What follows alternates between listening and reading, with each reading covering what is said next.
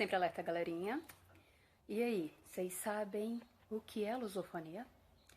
Vocês sabem quais são os países que fazem parte do grupo de países lusófonos? Aliás, vocês sabiam que existe um acordo entre os países lusófonos? Pois é. Lusofonia tem relação com a língua portuguesa.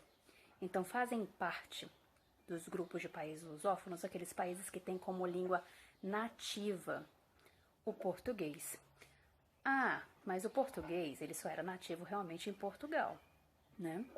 Quando Portugal, na época das grandes navegações, chegou ao Brasil, chegou a alguns países da África, chegou a alguns países da Ásia, ele, no processo da colonização, colocou a língua dele como língua nativa.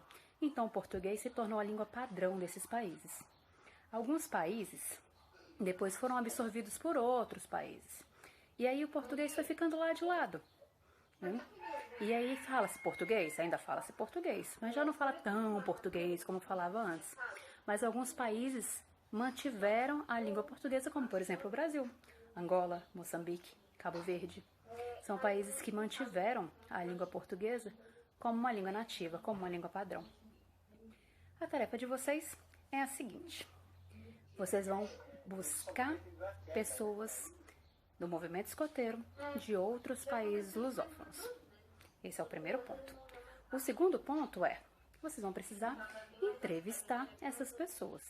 E o que vocês vão precisar descobrir? Vocês já sabem que, de comum, entre os países lusófonos, nós temos a língua portuguesa. Algumas outras coisas também são comuns, né? Alguns alimentos, né?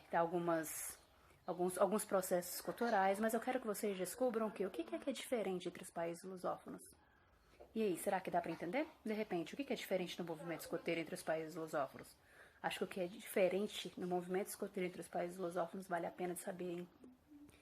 Ponto base e chave para a insígnia da lusofonia. Bora lá? Sempre alerta, galera.